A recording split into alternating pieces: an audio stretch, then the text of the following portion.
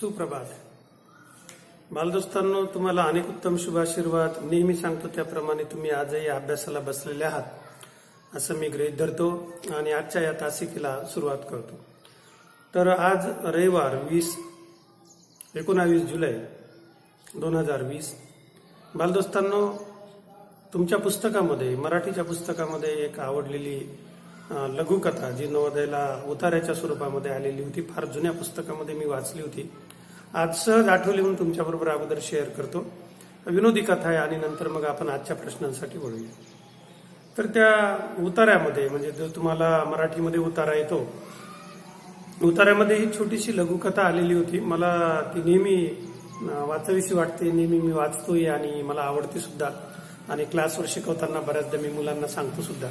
म्हणजे त्यामध्ये असं होतं की एक कोर्टामध्ये, आता ती पुस्तकात आहे किंवा नाही मला माहिती नाही, कोर्टामध्ये खटला उभा राहतो आणि एका माणसाने एका माणसावरती आरोप केलेला असतो की तो म्हणतो, न्यायाधीश साहेब याने माझी गाय चोरून नेली.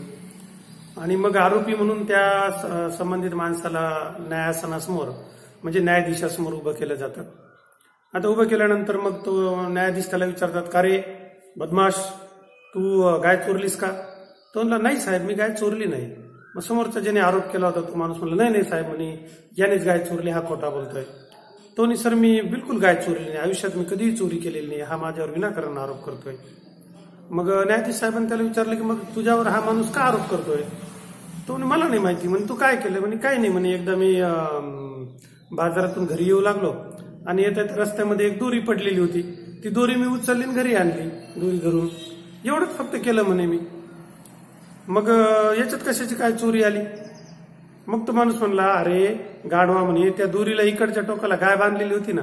तो म्हणला, साहेब मी गाय आणलीच नाही, मी फक्त दोरी चोरून आणली. तर अतिशय विनोदी अशी कथा मला नेहमी आवडते, मी विद्यार्थ्यांबरोबर शेअरही करतो. आज रविवार असल्यामुळे या उतार्यातली कथा मी आज तुमच्यासमोर ठेवली. विनोदाचा भाग जर आपण सोडून दिला तर या कथेमध्ये खरोखर एक चांगल्या प्रकारचे ह्युमर, सेन्स ऑफ ह्युमर या ठिकाणी त्या व्यक्तीने दाखवलेला आहे की मी गाय चोरलेली नाही, मी फक्त दोरी आणलेली. तर मित्रांनो, आजच्या या सत्रामध्ये, या व्हिडिओमध्ये तुमच्यासाठी या मागील परीक्षेला आलेले प्रश्न या ठिकाणी मी तुम्हाला समजावून देणार आहे. त्याचबरोबर नेहमीप्रमाणे या ठिकाणी या परीक्षेला आलेल्या प्रश्नाबरोबरच तुम्हाला सोडवण्यासाठीही मी प्रत्येकी एकावरती 4 प्रश्न देणार आहे. त्या प्रश्नांची उत्तरं डिस्क्रिप्शन बॉक्समध्ये लिहिलेले असतील किंवा कदाचित डिस्क्रिप्शन बॉक्समध्ये त्या प्रश्नांची उत्तरं तुम्हाला मिळाली नाही तर तुम्ही या प्रश्नांची उत्तरं मला कमेंट बॉक्समध्ये लिहून कळवा, आणि जेणेकरून तुमचा अभ्यासही होईल आणि मला वेळ मिळेल तेव्हा ती उत्तरं मी तपासून तुम्हाला त्याची उत्तरं देईन. आणि त्याचबरोबर तुमची काही शंका असली तर तुम्ही कमेंट बॉक्समध्ये लिहून मला कळवू शकता. तर आज जे आपण प्रश्न निवडलेले आहेत बालदोस्तांनो, ते प्रश्न बघूया. तर सुरुवातीला आपण घेणार आहोत 2010 सालचा प्रश्न. मी या ठिकाणी बोर्डवरती लिहितो आणि क्रमाने आपण ते पूर्ण करूया. 2010चा एक प्रश्न, त्यावर मी तुम्हाला 3 प्रश्न देणार. त्यानंतरचा पुढचा प्रश्न आहे 2015 सालच्या परीक्षेला आलेला प्रश्न आज आपण घेणार आहोत. तो असेल दुसरा प्रश्न. आणि तिसरा प्रश्न जो आहे बालदोस्तांनो, तो घेणार आहोत आपण 2017 सालचा. अशा पद्धतीने नेहमीप्रमाणे 3 प्रश्न आणि प्रत्येक प्रश्नावरती तुम्हाला सरावासाठी 4 प्रश्न मी तुम्हाला या ठिकाणी बोर्डवरती लिहून देईल. तुम्ही ती सोडवा, त्याची उत्तरं कमेंट बॉक्समध्ये लिहा. जवाहर नवोदय विद्यालय निवड चाचणीसाठी बसलेल्या तमाम महाराष्ट्रातील मराठी माध्यमातील तमाम मुलींसाठी, बालदोस्तांसाठी मी दररोज हे व्हिडिओ तयार करत आहे, जेणेकरून तुम्हाला गणिताचं संपूर्ण मार्गदर्शन व्हावं. बालदोस्तांनो, गणिताच्या या पेपरमध्ये आता गेल्या वर्षी 2019 पासून बदललेल्या अभ्यासक्रमाच्या आणि मार्किंगच्या सिस्टीमनुसार अभ्यासक्रम तोच आहे, मार्किंग फक्त बदललेली आहे. 20 प्रश्न या ठिकाणी असणार आहेत आणि एका प्रश्नाला 1.25 गुण, म्हणजे 1.25 गुण एका प्रश्नाला दिल्या जाणार आहे. अशा पद्धतीने 20 प्रश्नाला तुम्हाला 25 गुण या ठिकाणी प्राप्त करायचे. पास होणे किंवा निवड होणे याचबरोबर यामध्ये सर्वात महत्वाचा अडथळा असतो गणित. ज्या विद्यार्थ्याला व्यवस्थितरित्या गणित जमलं किंवा जमतंय ज्याने गणिताचे सर्व प्रश्न ॲक्युरेट सोडवले त्याचं 110% माझ्या अनुभवावरून मी सांगतो नवोदय परीक्षेसाठी सिलेक्शन हे होतच. आणि म्हणून बालदोस्तांनो, तुम्ही जास्तीत जास्त सराव गणिताचा करा. बुद्धिमत्ता चाचणी आणि मराठीचाही तुम्हाला अभ्यास करायचाच आहे, परंतु गणित हा सरावाचा विषय असल्यामुळं एका पुस्तकावरती थांबू नका. बाजारामध्ये, मार्केटमध्ये वेगवेगळ्या प्रतिष्ठित लेखकांची वेगवेगळ्या प्रकारची भरपूर पुस्तकं उपलब्ध आहेत. तुम्ही एका एका विषयाची कमीत कमी 6 पुस्तकं तुमच्याजवळ असलीच पाहिजे. बुद्धिमत्ता चाचणीची, मराठी उतारे सोडवण्याची, त्याचबरोबर गणिताची 5-7 पुस्तकं तुमच्याजवळ असली पाहिजे. वेगवेगळ्या पुस्तकामध्ये आदरणीय शिक्षक मंडळी, वेगवेगळे लेखक यांच्या मनाने वेगवेगळे प्रश्न तयार केलेले असतात आणि त्या वेगवेगळ्या विविध प्रश्नातून तुमचा जास्तीत जास्त सराव होतो. म्हणून बालदोस्तांनो आणि पालकांना माझी अशी विनंती राहील की आपल्या मुलांनी हे ध्येय प्राप्त करावं, त्याची निवड व्हावी अशी तुमची तीव्र इच्छा आहे. तर त्या प्रमाणामध्ये तुम्ही तुमच्या मुलांना जास्तीत जास्त पुस्तकं द्या. त्याचबरोबर बालदोस्तांनो, तुमच्या काही शंका असल्या तर त्या शंका तुम्ही तुमच्या आदरणीय गुरुजन वर्गांना, शिक्षक मंडळींना, ज्यांच्याकडे तुम्ही क्लासला जाता किंवा शाळेमधील शिक्षकांना तुम्ही हे प्रश्नांची उत्तरं विचारू शकता. गप राहू नका. ज्या पण शंका असतील त्या शंका तुमच्या संबंधित शिक्षकांना भेटून तुम्ही दूर करू शकता. तर आता आजचा पहिला प्रश्न जो आहे, अतिशय सोपा प्रश्न आहे. 2010 साली, म्हणजे आजपासून 10 वर्षापूर्वी साधारणतः हा प्रश्न परीक्षेला विचारला गेला. तो प्रश्न मी या ठिकाणी बोर्डवरती लिहित आहे. 16,08,13 ही संख्या 16,08,13 ही संख्या पुढील प्रमाणे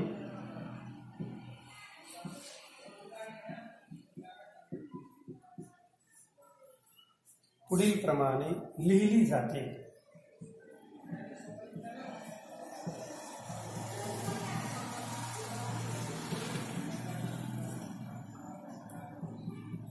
पर्याय क्रमांक ए 16,813, पर्याय क्रमांक बी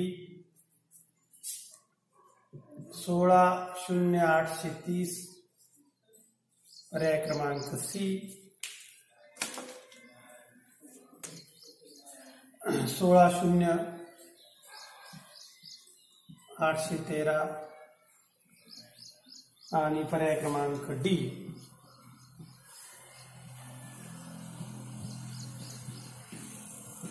16,0813.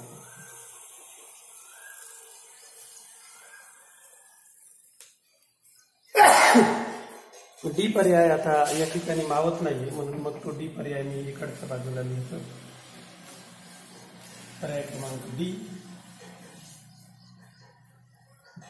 16,0813.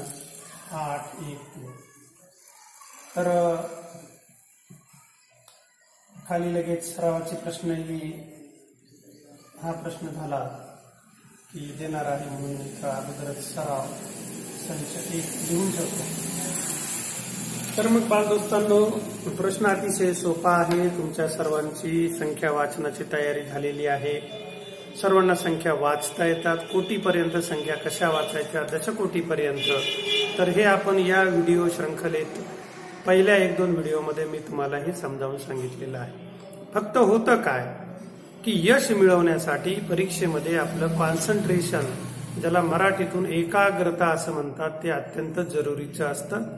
तुमचं वय लहान आहे म्हणून हे प्रश्न जे तर सुरुवातीलाच त्या ठिकाणी आलेले असतात आणि अतिशय आनंदामध्ये तुम्ही परीक्षेला बसल्यानंतर असे सोपे प्रश्न दिसले की गडबडीत तुमच्याकडून एखादं चुकीच्या उत्तराचा गोळा डार्क होऊ शकतो.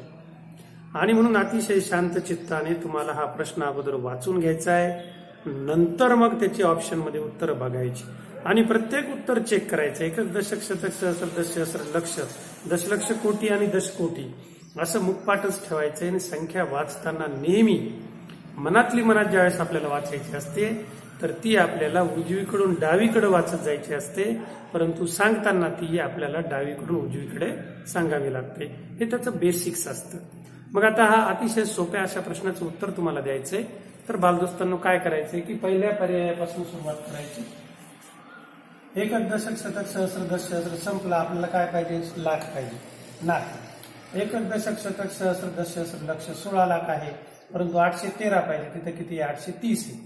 मग 813 असलेले कोणते 2 पर्याय आहेत ते बघायचे. 813 असलेले आपल्याकडे 2च पर्याय आहेत. बरोबर आहे. शेवटचे हे एक ट्रिक आहे, एक त्याच्यातलं तंत्र आहे. मग 813 असलेले 2 म्हणजे ऑब्व्हियसली हे दोन्ही उत्तर नाही, संपलं. आता उत्तर किती राहिले, 2. पैकी एक. जसं केबीसी तुम्ही बघता बच्चन साहेबाचं, केबीसी मध्ये जसं ज्या पद्धतीने 4 पैकी 2 उत्तर गायब होतात, मग 2 उरतात. मला वाटतं त्याला 50-50 असं काहीतरी म्हणलं जातं. त्या पद्धतीने अगोदर आपण आपल्या मनाने 50-50 तयार करायची की 813 कुठे आहेत तेवढे बघायचे. आता 813 2 ठिकाणी, मग लाख बघायचं. एकक दशक शतक सहस्र दशसहस्र लक्ष. आता या ठिकाणी किती झाले, एकक दशक शतक सहस्र दशसहस्र आणि लक्ष म्हणजे 1,60,000 झाले, म्हणजे संपलं.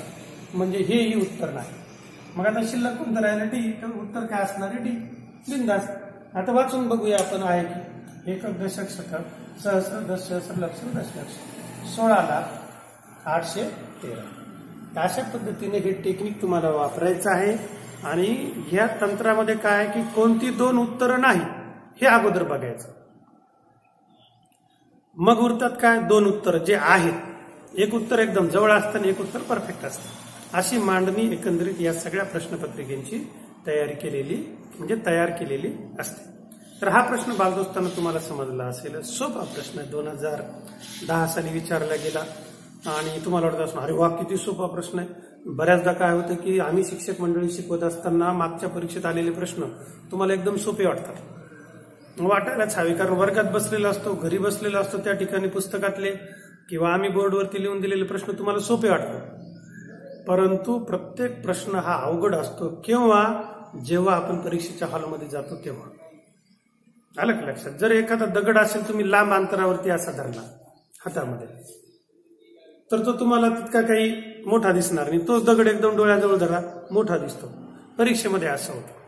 आज प्रश्न सोपे वाटतात, हाच प्रश्न ज्यावेळेस परीक्षेत येतो त्यावेळेस मात्र तो प्रश्न आपल्याला अवघड वाटतो. आणि मग तो अवघड वाटू नये यासाठी आपल्याला करावं लागतो सराव, सराव आणि सराव. हेच यशाचे एकमेव तंत्र आहे, जे तुम्हाला या परीक्षेमध्ये नवोदयच्या निवड चाचणीमध्ये यशस्वी करणार आहे. परंतु त्यासाठी तुम्हाला दिवसात दर दिवशी सरासरी 5 ते 6 तास सतत अभ्यास करावा लागेल. गणिताचा अभ्यास केला, बोर झालं, 5-10 मिनिटं थोडे रिलॅक्स झाले की लगेच त्याचबरोबर तुम्ही बुद्धिमत्तेचा अभ्यास करायचा आहे.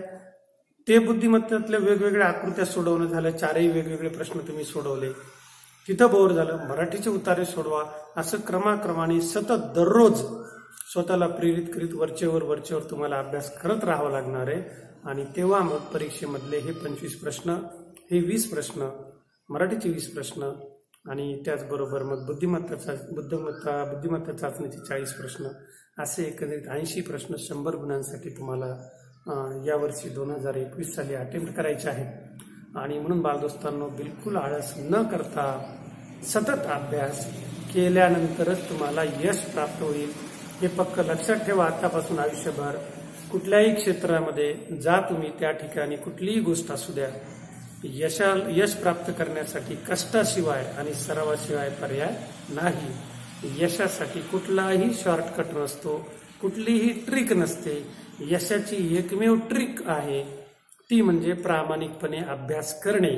कारण हा अभ्यास तुम्हाला यशस्वी करत असतो, दुसरं तुम्हाला कोणीही यशस्वी करत नाही. अभ्यास म्हणजे स्वतः केलेला सराव.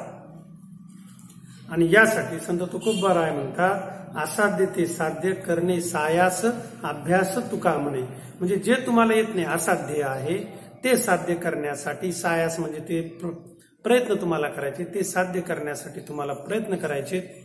आणि त्या प्रयत्नानंतर तुम्हाला परमेश्वर भेटणार आहे, म्हणजे तुम्हाला यश भेटणार आहे. असाध्य ते साध्य करणे सायास, अभ्यास तुका म्हणे, असं संत जगद्गुरु संत तुकोबाराय त्यांच्या गाथेमधील अभंगामध्ये आपल्याला सांगतात.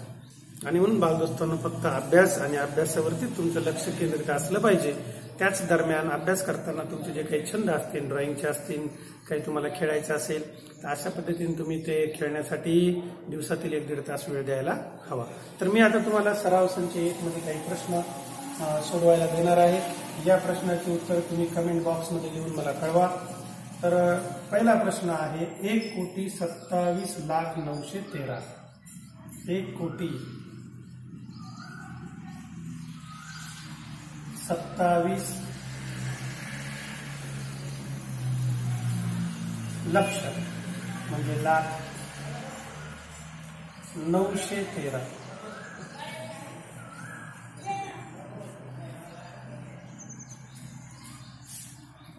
दुसरा प्रश्न आजच्या बालदोस्तांनो 27 लक्ष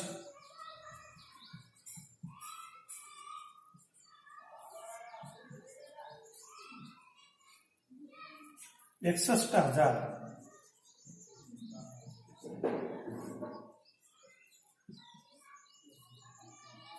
971.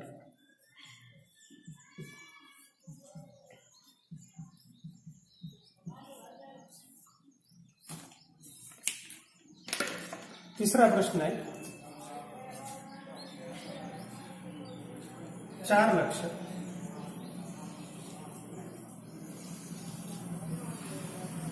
21,000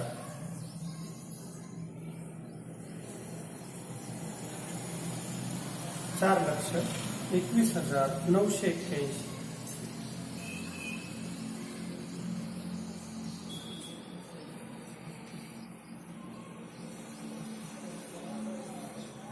4,21,981.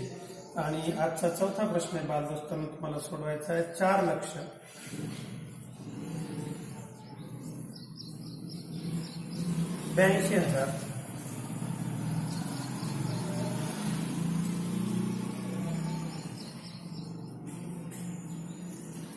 4.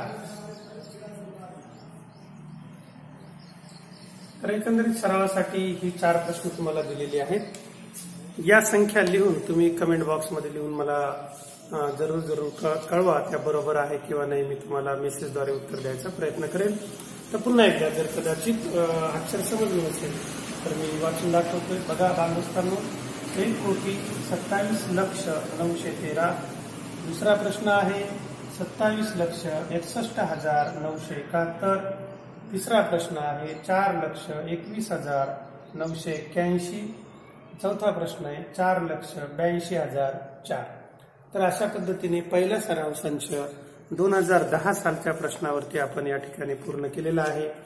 आता बालदोस्तांनो, मी तुम्हाला दुसरा सराव संच आणि दुसऱ्या 2015 साली आलेल्या प्रश्नाची ट्रिक या पुढच्या प्रश्नामध्ये आपण शिकणार आहोत.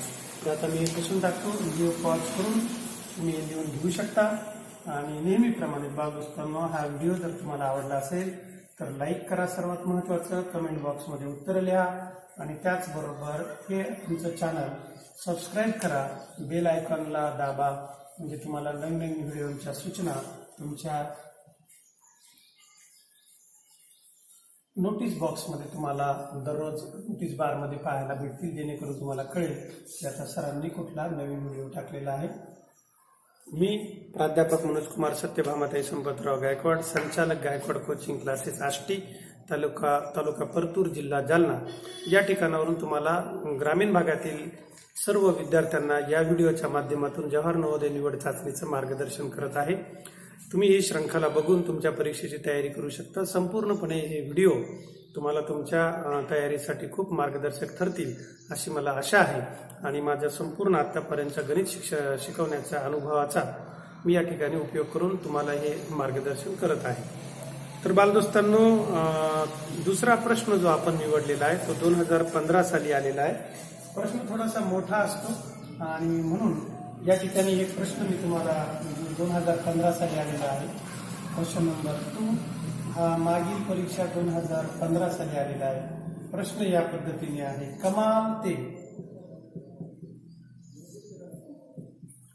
कमाल ते किमान हे 2 शब्द वारंवार प्रश्नामध्ये इथं येतात. कमाल म्हणजे जास्तीत जास्त, किमान म्हणजे कमीत कमी. कमाल ते किमान अशा क्रमाने किंवा क्रमामध्ये संख्यांचा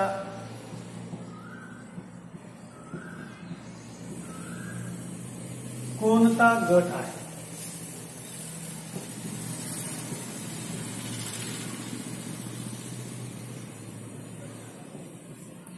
कोणता गट आहे? म्हणजे या ठिकाणी तुम्हाला एकंदरीत 4 संख्या असलेला एक गट दिलेला असतो. त्या गटातील तुम्हाला कमाल म्हणजे जास्तीत जास्त आणि किमान, कमाल पासून किमानकडे म्हणजे मोठ्या संख्येपासून लहान्या संख्येकडे, म्हणजे आपल्याला म्हणता येईल या क्रमाला म्हणतात उतरता क्रम. हे पक्क लक्षात ठेवा. कमाल ते किमान असतो उतरता क्रम आणि किमान ते कमाल असतो चढता क्रम. म्हणजे संख्या वाढत जातात, कमाल ते किमान मध्ये संख्या कमी कमी होत जातात. आता बघूया पहिली संख्या, म्हणजे पहिला गट जो तुम्हाला दिलेला आहे क्रमांक 1 ला, या गटामध्ये संख्या अशा आहे.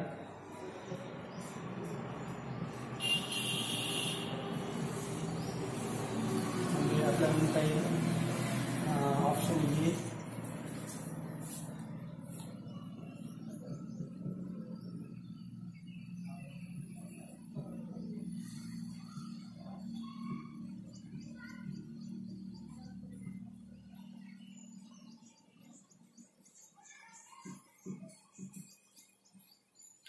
तर लिहिण्याबरोबरच आपण वाचन ज्यावेळेस करूया. म्हणजे मी या ठिकाणी वाचन करतोय, तुम्ही परीक्षेमध्ये सोडवताना सोपी ट्रिक कोणती आहे? ऑप्शन ए चा विचार करत असताना एकदा आता आपल्या मनामध्ये फिक्स झालं काय, कमाल ते किमान म्हणजे क्रम कसा आहे याचा उतरता क्रम आहे हे आपल्या लक्षात आलं. मग उतरता क्रम आहे असं लक्षात आल्यानंतर वाचत जर गेलं तर 81,000, 16,000, परंतु इथं काय आले 82,000, म्हणजे पर्याय क्रमांक ए हे उत्तर नाही आपल्याला लगेच वाचताना लक्षात येतं. आता दुसरा बघूया. 16,378, 63,178, 82,341, 41,427.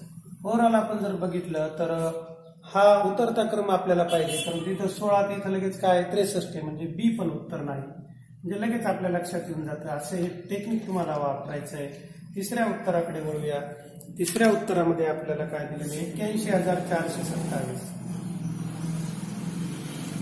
त्यानंतर 82,341. तर याही ठिकाणी आता हा कमाल ते किमान म्हणताना हा काय आलाय 82 चढता क्रमामध्ये आलेला आहे. 63 कमी आहे, 63,178, 16,378. पण याचा विचार जर केला तर आपल्याला कमाल ते किमान म्हणजे उतरता क्रम पाहिजे, परंतु इथं काय दिसतंय चढता क्रम दिसतोय. पुढे पाहायची गरज नाही, म्हणजे हे उत्तर नाही. म्हणजे मग लास्टला आपल्या लक्षात येतं की उत्तर कोणतं असलं पाहिजे, डी. तर ते आहे की नाही बघूया. 82,341, 81,427, 63,178. मग आता बालदोस्तांनो, ऑब्व्हियसली वरून आपण वाचत आलो, सोडवत आलो, तर आपल्या लक्षात आलं की उत्तर कोणतं आहे, डी. बघा या ठिकाणी उतरता क्रम आहे की नाही. आता हे ठरवताना मग याची ट्रिक कोणती ते सर्वात महत्वाचं. पहिल्यांदा वाचतानाच बघायचं की या ठिकाणी उतरता क्रम आहे किंवा नाही, कारण कमाल ते किमान. उतरता क्रम आहे किंवा नाही हे पाहण्यासाठी जसं इथं रिवाइज करू 81,16, म्हणजे इकडून सुरुवात करायची डावीकडून. 81,000, 16,000, इथं 82,000 नाही उत्तर. 16,000, 63,000 चढता क्रमे नाही उत्तर. 81,82 चढता क्रमे नाही उत्तर. म्हणजे पर्याय डी शिल्लक राहतं, म्हणजे डी हे उत्तर आहे की नाही बघा. 82,000, 81,000, 63,000, 13,000 उतरता क्रम आहे. मग आता याच्या पुढच्या संख्या वाचायच्या 341, 427, 178, 378. परंतु सुरुवातीला या हजाराच्या किमती ज्या आहेत त्या कमी कमी होत चालल्या, म्हणून मग या शतक स्थानच्या किमतीला तितका काही अर्थ उरत नाही. जर बायचान्स 82, 82, 82, 82 चारही ठिकाणी 82,000 असतं तर मग कशाकडे बघायचं, शतकाकडं. चारही ठिकाणी शतक सारखे असते तर मग बघायचं दशक स्थानी कोणता अंक आहे. दशक स्थानी जर सारखाच अंक असेल तर मग बघायचं एकक स्थानी कोणता अंक आहे. आणि निश्चितच एकक स्थानी अंकामध्ये त्या ठिकाणी उतरता क्रम तुम्हाला पाहायला भेटेल. तर मग 2015 साली विचारलेल्या या प्रश्नाचा दुसरा अर्थ असा होऊ शकतो किमान ते कमाल. म्हणजे हेच ऑप्शन तुम्हाला उलटे सुद्धा येऊ शकतात. म्हणून मग तो प्रश्न याबरोबर तुम्ही समजावून घ्या की पुन्हा मी या ठिकाणी रिपीट करतोय की ज्यावेळेस प्रश्नामध्ये असेल कमाल ते किमान तर त्यावेळेस असतो उतरता क्रम, मोठ्या संख्यापासून संख्या लहान होत जातात आणि जेव्हा प्रश्नामध्ये दिलेला असेल किमान तो कमाल, तर त्यावेळेस पहिली संख्या लहान असते आणि नंतर उर्वरित 3 संख्या क्रमाक्रमाने मोठ्या होत गेलेल्या असतात। असा हा क्रम त्यात असावा। ज्याही ठिकाणी पुढे मागे झालेले असतील तर तो क्रम नसतो, म्हणून ते त्या पर्यायाचं किंवा त्या प्रश्नाचं उत्तर नसतं। तर बालदोस्तांनो, आता या ठिकाणी मी तुम्हाला या सराव संच 2 मध्ये 2 प्रश्न 2015 सालच्या या प्रश्नावरती आधारित 2 प्रश्न तुम्हाला सोडवायला देतोय। त्याची उत्तरं तुम्ही मला कमेंट बॉक्समध्ये लिहून कळवा। पहिला प्रश्न या ठिकाणी प्रश्न तोच, कमाल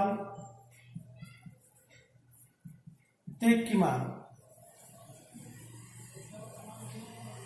बाकी सेम, अशा क्रमाने किंवा अशा क्रमामध्ये संख्यांचा कोणता गट आहे? तर मी तो या ठिकाणी इथं लिहितोय। क्रमांक 1 25,627, 25,613, 25,512 आणि 25,403। ऑप्शन नंबर बी आहे 62,725, 72,625, 76,225, 72,652। पर्याय सी आहे। क्रमांक सी आता या ठिकाणी बोर्डवर तुम्हाला दिसत नाही आणि म्हणून मग पर्याय क्रमांक सी मी या प्रश्नात आता वरच्या भागामध्ये लिहितोय आणि हे पुसून टाकतोय। तर 2015च्या प्रश्नाच्या अनुषंगाने हे प्रश्न तयार केलेले प्रश्न मी तुम्हाला देत आहे। अशा पद्धतीचे असंख्य प्रश्न तुम्हाला बाजारामध्ये उपलब्ध असलेल्या प्रतिष्ठित लेखकांच्या पुस्तकांमध्ये पाहायला भेटतील। ती पुस्तकं घ्या आणि जास्तीत जास्त सराव करा। त्याचबरोबर याही ठिकाणी मी तुम्हाला याची तुमच्या सरावासाठी प्रश्न देत आहे। तर पर्याय क्रमांक सी आहे 92,909, 92,203, 10,202 आणि 95,604। पर्याय डी आहे 10,003, 10,002, 15,600, 16,900। दुसरा प्रश्न या ठिकाणी बालदोस्तांनो तुम्हाला देत आहे। या सराव संचामध्ये संख्या भरपूर आहे, वेळेअभावी मी तुम्हाला फक्त 2च प्रश्न या ठिकाणी सोडवायला देत आहे। तर बालदोस्तांनो, हा मात्र प्रश्न, हे दोन्ही प्रश्न तुम्ही सोडून प्रश्नाची वर्डिंग जी आहे कमाल ते किमान याच पद्धतीने। तर पर्याय क्रमांक 1 1,213, पर्याय क्रमांक 2 1,313, पर्याय क्रमांक 3 1,413 आणि 1,513। पर्याय बी आहे 1,112, 1,111, 1,121 आणि 1,122। पर्याय सी आहे 9,009, 9,008, 90,019 आणि 9,191। खालचा पहिला प्रश्न तुम्ही सराव संचातला लिहून घेतला असेल म्हणून मी ते या ठिकाणी पुसतोय आणि पर्याय डी तुम्हाला इथं लिहून देतो। पर्याय डी जो आहे तो आहे 1,009, 1,007, 567 आणि 432। तर अशा पद्धतीने बालदोस्तांनो, तुमच्या सरावासाठी 2015 सालच्या प्रश्नावर आधारित 2 प्रश्न मी तुम्हाला या ठिकाणी दिलेले आहेत। हे प्रश्न सोडवा, याची उत्तरं कमेंट बॉक्समध्ये लिहून मला कळवा आणि मग मला समजेल की तुम्ही हे प्रश्न सोडवत आहेत आणि शेवटपर्यंत हा व्हिडिओ सुद्धा बघत आहात।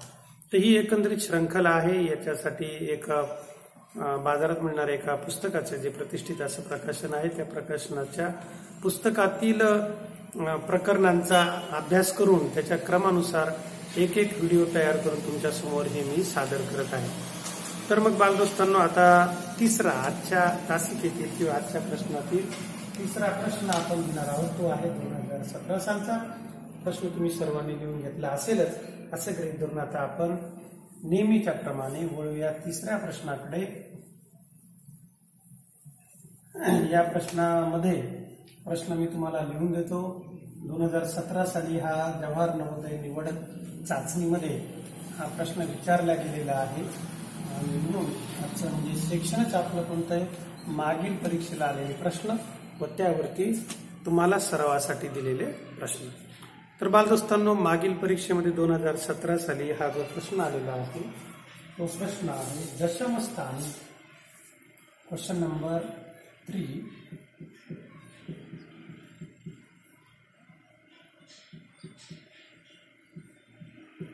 दशम स्थानी 9 असलेली, म्हणजे 9 हा अंक असलेली, 9 असलेली विविध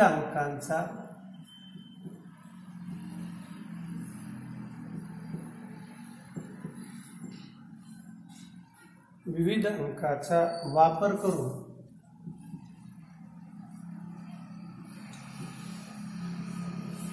करून बनणारी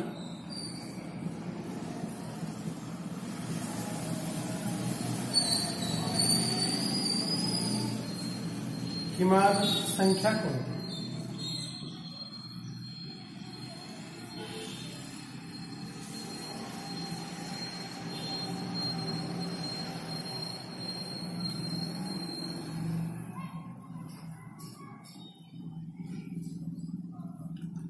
तर या ठिकाणी तुम्हाला ऑप्शन दिलेले आहेत.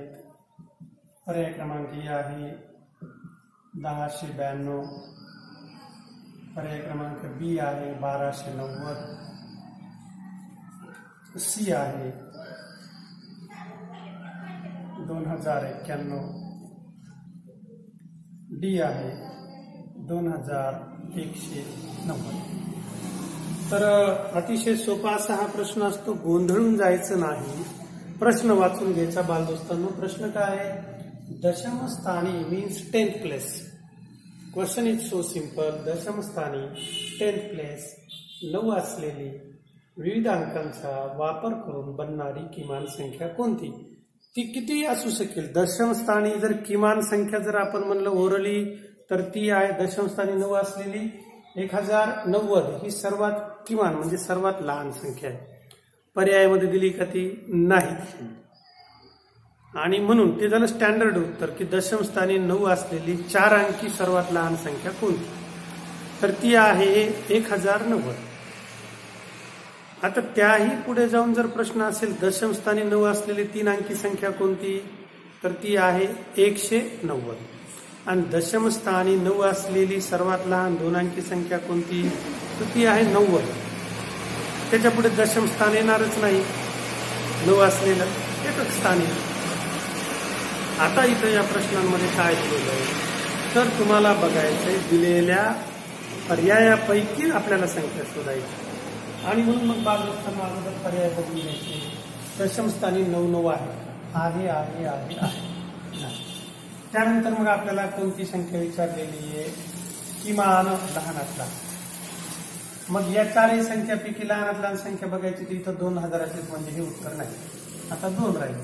या दोन्हीमध्ये लहान कोणती? ही आहे म्हणजे पर्याय क्रमांक 1092 ही दशम स्थानी 9 असलेली सर्वात लहान संख्या आहे. अशा पद्धतीने टेक्निक वापरून सर्वात सुरुवातीला तुम्हाला 2 आवश्यक नसलेले अनावश्यक ऑप्शन दिलेले असतात ते बाजूला काढायचे. 2 आता उरतात. 50-50 लाईफलाईन वापरायची केबीसीची बच्चन बाबांची.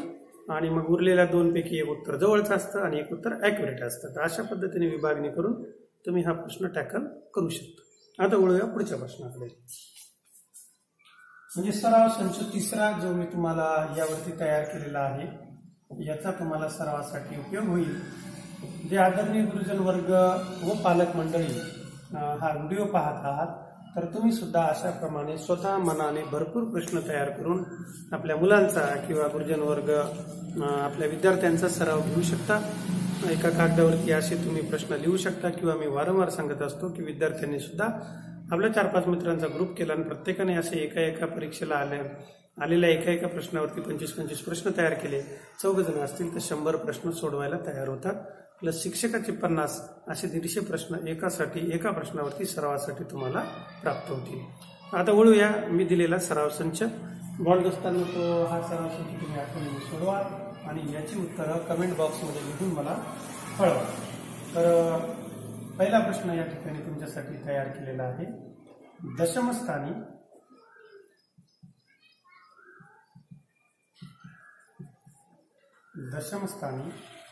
एक असलेली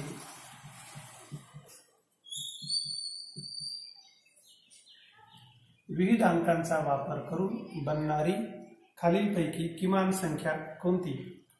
पर्याय क्रमांक ए आहे 1011, बी आहे 2010, सी आहे 1010, डी आहे 2011. क्रमांक 2, एकक स्थानी शतक स्थानी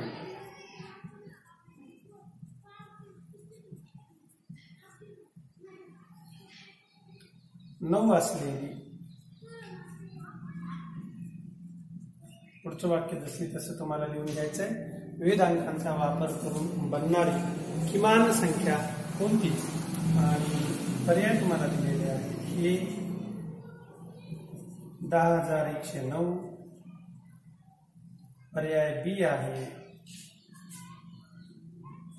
10,900, पर्याय सी आहे 20,901 आणि पर्याय डी आहे 10,901.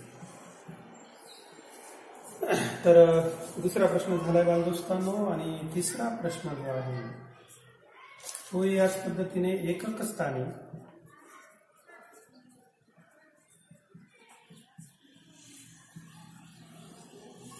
9 असलेली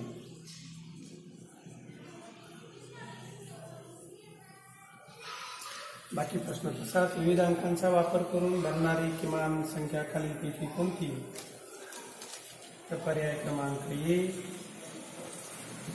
1009, पर्याय क्रमांक बी 2009, पर्याय क्रमांक सी 0009, पर्याय क्रमांक डी 2099. तर मग बालदोस्तांनो, अशा पद्धतीने हे प्रश्न तुम्हाला सरावासाठी दिलेले आहेत. आणि आता व्हिडिओ पॉज करून तुम्ही हे प्रश्न लिहून घेऊ शकता. याची उत्तरं बालदोस्तांनो तुम्हाला कमेंट बॉक्समध्ये द्यायची. आता एक सराव संचामध्ये तुम्हाला जो द्यायचा राहिला आहे तो प्रश्न क्रमांक 3 आता झालेले ते 1, 2, 3. तर अजून एक प्रश्न तुम्हाला देतोय. तो प्रश्न मी या ठिकाणी वरच्या बाजूला लिहितो. तर सराव संच 3 मध्ये तुम्हाला 4 प्रश्न दिले, सराव संच 2 मध्ये 2 प्रश्न दिले आणि सराव संच 1 मध्ये 4 प्रश्न दिले. असे एकंदरीत 10 प्रश्न आज तुम्हाला सोडवण्यासाठी दिलेला आहे. चौथा प्रश्न तयार केलेला आहे या प्रश्नावर आधारित. जो प्रश्न 2017 साली तुम्हाला परीक्षेला विचारला गेलेला आहे, त्यावरती हे 4 प्रश्न तयार केलेले. दशमस्थानी